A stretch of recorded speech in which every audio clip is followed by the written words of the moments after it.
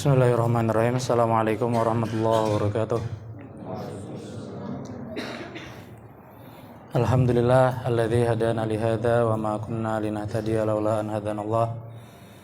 Asyhadu an la ilaha illallah wahdahu la syarika lah wa asyhadu anna Muhammadan abduhu wa rasuluhu la nabiyya ba'dah. Allahumma shalli wa sallim wa barik ala nabiyyina Muhammadin wa ala alihi wa sahbihi ajmain, amma ba'd. Alhamdulillah, pagi ini membuktikan bahwasanya bulan Ramadan adalah bulan yang penuh berkah. Betapa luar biasanya masjid kita ini softnya ada 7. Kita tadi sholat sampai 4 soft, jadi setengah lebih. Ini benar-benar membuktikan bahwasanya bulan Ramadan itu bulan yang penuh berkah. Alhamdulillah, jemaah sholat subuh kita hampir setengah daripada masjid. Nah, jadi ini sebuah kesyukuran, sebuah luar biasa sekali. Kita patut bersyukur kepada Allah Ta'ala. Kita bertemu dengan bulan Ramadan yang salah satu berkahnya ini tadi, dan diantara keberkahan-keberkahan yang lainnya. Sangat beda memang, bulan yang luar biasa, bulan yang tidak sama dengan bulan-bulan yang lainnya. Hadirin jamaah salat subuh yang berbahagia. Nah, ini materinya harusnya Sirah Nabawiyah. Berhubung jamaahnya banyak, ini apa ya, kita lanjut materinya sesuai bukunya, apa kita ganti materinya yang lain? Takutnya kalau lanjut nanti tidak nyambung, atau enggak apa-apa lanjut aja, atau kita ganti materi yang lain yang menyesuaikan. Gimana, monggo jamaah? Lo lanjut aja, oke, baiklah kalau gitu. Baik jamaah sekalian, kita lanjutkan materi Sirah Nabawiyah. Di pertemuan sebelumnya kami membahas tentang perang Khandaq atau perang Ahzab yang terjadi di tahun ke-5 Hijriah. Karena Sirah Nabawiyah yang posisi beliau mendapatkan wahyu sudah lewat, beliau hijrah sudah lewat. Kita membahas yang materi yang saya bawa yang tentang tarikh Islam, sejarah Islam atau Sirah Nabawiyah di perang Khandaq, yang mana singkat cerita kita rekap dulu ceritanya. Pasukan Quraisy dengan sekutunya, dengan kawan-kawannya datang ke Madinah membawa orang sebanyak 10.000. Nah, oleh karena itu perangnya disebut dengan Ahzab, artinya sekutu. Yang mana mendengar berita itu Rasulullah SAW meminta pendapat dari para sahabat. Mereka melakukan yang namanya musyawarah. Ini sekali lagi mengajarkan kepada kita hal-hal apapun harus musyawarah. Tidak boleh main pendapat satu orang yang lainnya kemudian ngikutin. Nah, ini apa-apa musyawarah. Rasul kurang apa? Rasul seorang nabi, Rasul seorang pemimpin, tapi beliau bukan seorang diktator, bukan otoriter. Pendapat beliau tok yang diterima, tidak. Tapi mengajak kawan-kawannya untuk rapat, untuk musyawarah. Akhirnya keluarlah ide dari orang yang dari Persia, namanya Salman Al-Farisi. Disebut Al-Farisi karena dari Persia. Al-Paseri berarti dari pasir gitu. Al-Bantani ya berarti dari Banten, kan mungkin pernah dengar ya Imam Nawawi Al-Bantani. Itu karena dari Banten. Al-Banjari berarti dari Banjar. Nah, ini Al-Farisi karena dari Persia. Memberikan ide, yaitu di Persia biasanya perang bertahannya dengan menggunakan penggalian parit. Parit yang cukup dalam dan lebar, bukan hanya untuk parit irigasi, enggak. Parit yang dalam dan lebar yang mana kuda lompat tidak sampai. Kalau kuda lompat bisa ya sama saja. Parit air namanya. Nah, ini parit untuk bertahan. Jadi betul-betul sangat lebar dan betul-betul sangat dalam. Kalau masuk tidak bisa keluar. Nah, itu tujuannya seperti itu. Maka karena menggali parit, perangnya disebut Khandaq. Nah, jadi ada disebut perang Khandaq, ada yang nyebutnya perang Ahzab karena datang pasukan sekutu Quraisy yang menghimpun 10.000 orang. Bayangkan kalau kita upacara di lapangan desa itu berapa orang? Saya rasa belum sampai 10.000. Ini 10.000. Ada banyak yang naik kuda, bawa tombak, bawa pedang, bawa panah, itu pemandangan yang luar biasa mengerikan. 10.000 orang hendak membumi hanguskan kota Madinah. Akhirnya bertahan dengan Khandaq tadi, parit tadi. Karena ada parit, 10.000 ini tidak bisa nyebrang. Karena tidak bisa nyebrang ya cuma diam di tempat, mengepung. Akhirnya jadi namanya pengepungan. Mereka tidak mau mundur, orang Islam ya kuat bertahan. Tapi di tengah pengepungan ini ada satu kaum Yahudi di kota Madinah. Jadi kota Madinah itu ada orang Arab dan orang Yahudi. Nah, orang Yahudi ini disebut Bani Quraizoh. Ada 2 bani yang lain karena sudah berkhianat, sudah diusir dari kota Madinah. Tinggal satu namanya Quraizoh. Quraizoh ini sudah mengikat perjanjian dengan Nabi Muhammad, pokoknya jangan bantu musuh. Dan bahkan Nabi Muhammad baik sama orang Quraizoh ini.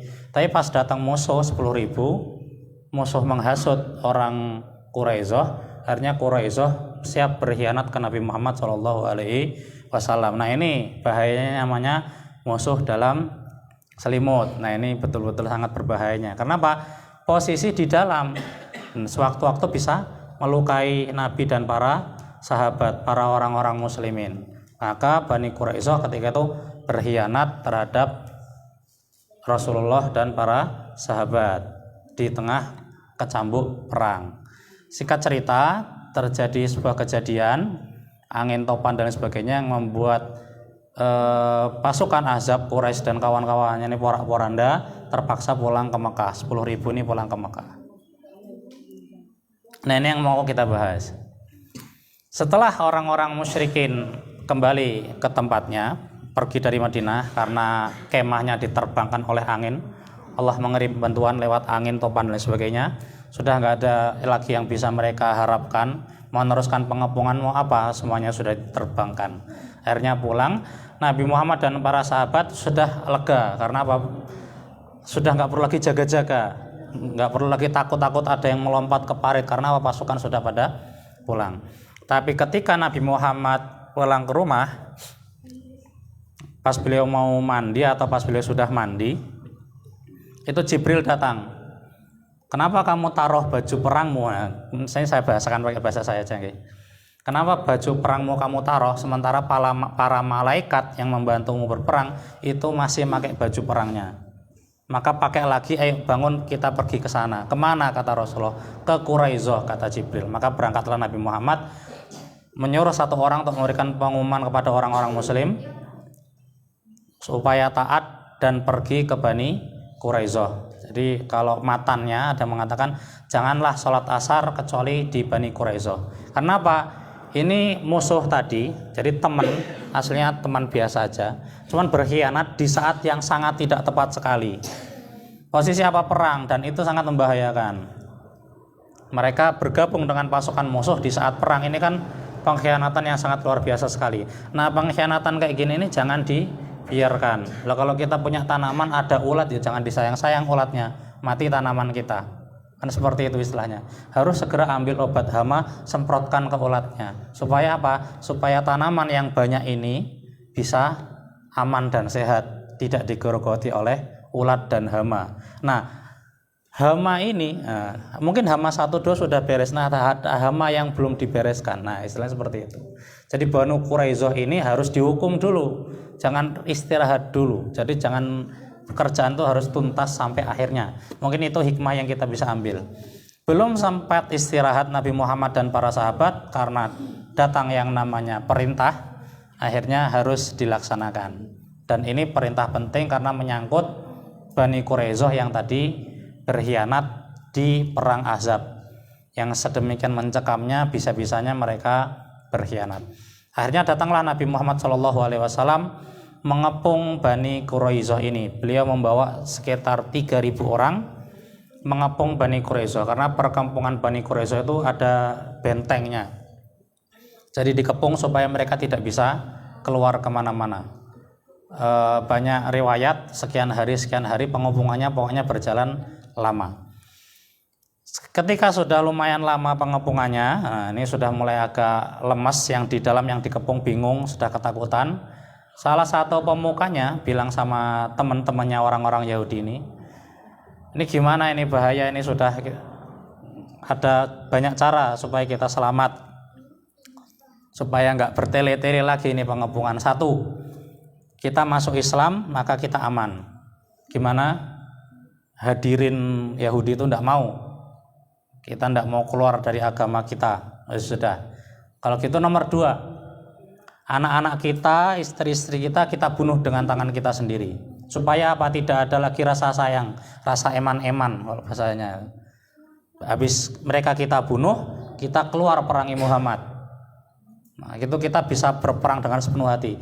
Entah kita menang atau kita mati. Tidak mau. Lu ngapain perempuan sama anak-anak kita dibunuh? Tidak salah, nggak ngapa-ngapain, jangan kasihan. Oke. Syarat yang ketiga, di hari Sabtu, di hari kita ibadah, siapa tahu Nabi Muhammad dan para sahabat itu nggak terlalu berjaga, memberikan kesempatan kepada kita untuk ibadah. Nah, kita langgar aja. Hari itu kita jangan ibadah, kita langsung perangi, kita kagetkan Muhammad dan para sahabat. Tidak mau, Sabtu tidak usah dilanggar. Ya sudah, akhirnya kesepakatan antara mereka sendiri gagal. Karena tidak ada terjadi kesepakatan, ya mau nggak mau mereka menunggu keputusan dari Nabi Muhammad SAW. Kemudian Yahudi ini meminta diutus utusan kepada mereka, mungkin untuk negosiasi. Akhirnya dikirim seseorang sahabat yang bernama Abu Lubabah. Nah, ini perlu diketahui, Yahudi ini posisi sudah ada di Madinah sebelum Rasul hijrah. Maka Yahudi di Madinah ini, Bani Quraizoh, Nadir dan Bani Qainuqa, itu semuanya teman-temannya orang Madinah. Aus punya teman, Khosraj punya teman sendiri. Jadi Bani Madinah yang orang Arab dibagi dua, Aus sama Khosraj, itu punya temannya masing-masing. Nah, Bani Quraizoh ini minta dibawakan salah satu kawan-kawannya dulu, diutus oleh Nabi Muhammad SAW supaya negosiasi. Akhirnya ketika datang Abu Lubabah ditanya, gimana, apakah kami ini harus ikut patuh sama hukumnya Nabi Muhammad? Iya, kata Abu Lubabah. Cuman karena posisi di bawah Abu Lubabah ini dilihatkan anak-anak sama perempuan-perempuan Yahudi yang sedang menangis, jadi agak kasihan. Akhirnya Abu Lubabah ngasih bocoran apa hukumnya, apa keputusannya Nabi Muhammad terhadap kami, sambil ngasih isyarat kayak gini, maksudnya penggal, hukum mati. Nah, pas ngasih isyarat Abu Lubabah sadar, loh ini kok saya ngasih bocoran, berarti ini saya berkhianat kepada Allah dan Rasulnya. Merasa malu, langsung bertobat. Abu Lubabah nggak balik ke Nabi, tapi langsung pulang ke Madinah. Jadi nggak laporan, tapi langsung pulang. Untuk apa?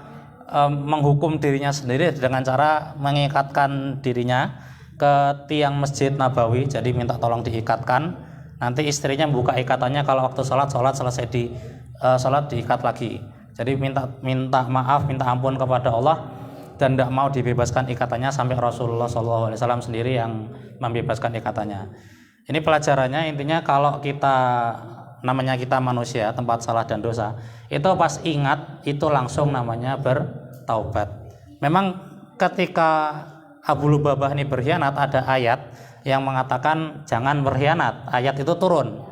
Tapi setelah 6 hari Abu Lubabah diikat, turun lagi ayat yang mengatakan bahwasanya Abu Lubabah dimaafkan. Nah, pas itu ketika turun ayat itu, kaum muslimin berusaha melepaskannya, tapi beliau menolak, tunggu sampai Nabi yang melepaskan. Akhirnya Nabi sendiri yang melepaskan. Hal ini terjadi pasca selesainya urusan dengan Quraizoh itu.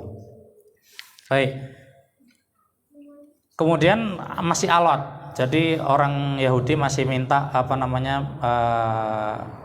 negosiasi, dan orang-orang dari suku Aus, nah, itu juga merasa kasihan. Kasihan juga, Nabi itu teman kami dulu, toh Bani Qainuqa atau Banu Nadir itu juga kan disarankan oleh suku Khosraj itu diusir. Kenapa ndak sampean minta saran dari kami juga. Oke, kata Nabi, kalau gitu jika yang ngasih keputusan orang Aus, setuju apa enggak? Setuju Nabi, enggak apa-apa. Akhirnya diutuslah Nabi Muhammad mengutus seorang yang namanya Sa'ad bin Mu'ad. Posisi Sa'ad bin Mu'ad enggak ikut perang ke Bani Quraisyah karena luka yang dideritanya ketika perang Ahzab. Jadi peperangan Ahzab yang tadi itu enggak ada orang Quraisy enggak berhasil masuk karena parit, ternyata sebagian itu sempat berhasil masuk. Gembong-gembongnya, pendekar-pendekarnya Quraisy itu ada yang masuk dan sempat berperang kecil-kecil. Kalau tidak bisa perang secara face to face, minimal perangnya lewat panah. Nah, saat ini terluka di perang Ahzab tadi dan tidak berangkat ke Quraisyah karena lukanya tadi yang diderita. Tapi ketika dengar panggilan Nabi, mau nggak mau berangkat. Nah, berangkatlah saat ini. Di sini ada hadisnya.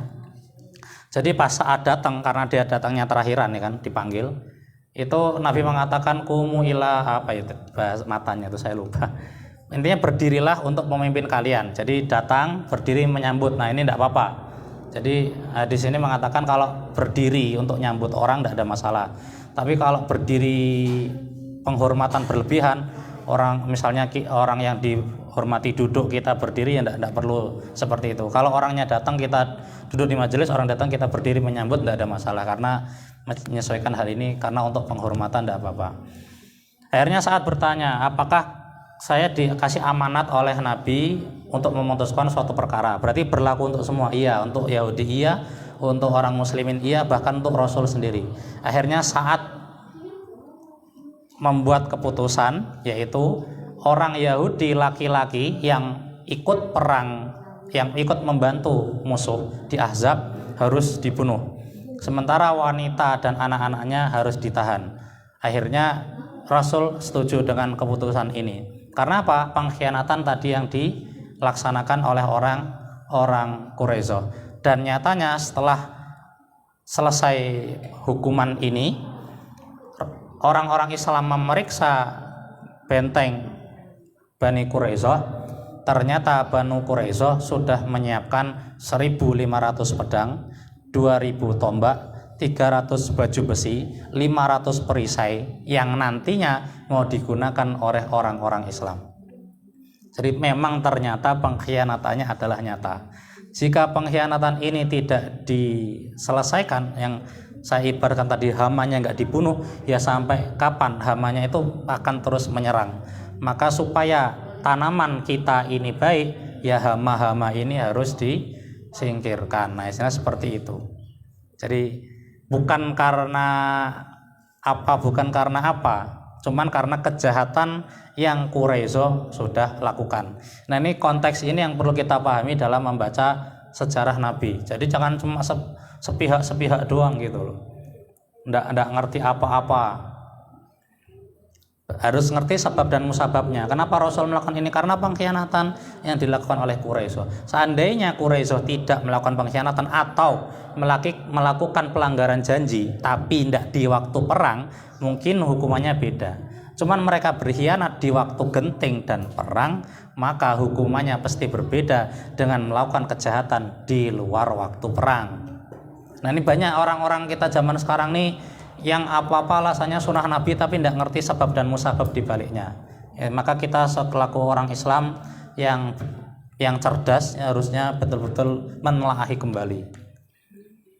Ada orang yang rame lah ya, menambah kedua, nambah ketiga, nambah keempat nih gitu kan. Yang bapak-bapak ini harusnya paham. Alasannya mengikuti sunnah Nabi, lo harus ngerti Nabi itu kenapa banyak temennya. Bukan orang zaman sekarang ini kan salah kaprah memahaminya. Nambah kedua, nambah ketiga, nambah keempat, tapi semuanya masih muda-muda kan bahaya. Nabi Muhammad yang kedua, ketiga, keempat ini tua-tua dan itu hitungannya suaminya sudah meninggal. Daripada diganggu orang sudah dijadikan istri Nabi. Loh kalau mau istri Nabi saya yang berani siul gitu. Oh istri Nabi, ampun kan istilah seperti itu. Nah itu tujuannya beliau gitu loh. Karena berpikirnya itu ya dengan pertimbangan yang sangat matang. Maka kita orang Islam yang cerdas jangan berpikir dengan menggunakan pertimbangan yang setengah-setengah. Jangan sampai kita memikir dengan perut ke bawah, jangan. Kita harus memikir menimbang sesuatu dengan perut ke atas, pakai hati, pakai pikiran, bukan perut ke bawah. Nah ini insyaallah paham maksudnya. Jadi dengan mempelajari Sirah Nabawi ini yang kita harapkan itu betul-betul kita bisa memahami kisah-kisahnya. Jangan sampai kita terperdaya oleh orientalis atau yang dari barat mengasihkan pandangan, wah Muhammad itu seperti ini, Islam itu seperti ini. Terus kita selaku orang muslim mengamini, oh iya betul juga ya. Nah kan kacau balau. Maka kita perlu lagi belajar supaya kita tahu, oh ini kadang-kadang orang yang mau mencuci otak kita, merusak otak kita tuh ngasih sebuah perkara sengaja nggak disiapkan sebab ataupun musababnya. Jadi kita salah arah dalam memahami agama kita sendiri. Na'udzubillah. Maka hal-hal seperti ini, nah ini kan hal-hal memang yang luar biasa. Bagaimana ceritanya Nabi Muhammad dan para sahabatnya menetapkan hukuman mati kepada suatu bani, satu kampung itu, satu kelompok, itu kan bukan hal yang remeh. Cuman kita perlu tahu sebab dan musababnya. Oh ternyata pengkhianatan dan di waktu perang. Nah itu yang perlu kita pahami. Jangan sampai cuma wah Muhammad kejam gitu. Ini kan yang sering di zaman sekarang tuh mulai disebarkan. Naudzubillah. Maka bahaya. Bahaya sekali namanya internet, sosmednya harus bijak. Apalagi anak-anak kita, murid-murid kita ini perlu kita ajari banyak sekali. Jadi sumber-sumber video-video pendek, video model-model kuat itu ditelan mentah-mentah, ini bahaya. Ini sangat berbahaya sekali. Baik, mungkin itu saja yang bisa saya sampaikan untuk pertemuan kali ini. Dan saat info dan saat tadi yang memberikan keputusan setelah perang Quraisyah ini langsung meninggal dunia, mati syahid. Karena memang dia berdoa kalau memang selesai urusannya ya supaya meninggal mati syahid. Kalau masih ada kesempatan berjihad, minta diizinkan berjihad. Ternyata Allah masih mengizinkan dia berjihad di Quraisyah. Kemudian Allah panggil Sa'ad bin Mu'ad meninggal setelah menyelesaikan urusan di Bani Quraisyah. Hal ini terjadi di bulan Zulqa'dah tahun ke-5 Hijriah, berjalan selama 25 hari. Nah, pengepungannya terjadi selama 25 hari. Selanjutnya nanti kita akan bahas, mungkin ada kejadian-kejadian kecil sebelum nanti kejadian yang besarnya, yaitu perjanjian Hudaybiyah yang menyebabkan penaklukan kota Mekah sekitar 8 Hijriah kalau saya tidak salah. Jadi sekitar 3 tahun setelah Ahzab itu akhirnya Mekah Mekah akhirnya dimasuki oleh Islam. Yang sebelumnya orang-orang Mekah sangat memusuhi Islam, 8 Hijriah akhirnya Mekah menjadi kota Islam ya, karena sebelumnya dipenuhi oleh orang-orang jahat, dipenuhi oleh berhala. Mungkin kita cukupkan, kita tutup dengan baca hamdalah, alhamdulillahirabbil alamin. Sekian, semoga yang kita pelajari bisa menjadi ilmu yang manfaat. Semoga Allah selalu menambah keimanan kita, ketakwaan kita, dan semoga kita termasuk orang-orang yang soleh. Amin ya rabbal alamin. Assalamualaikum warahmatullahi wabarakatuh.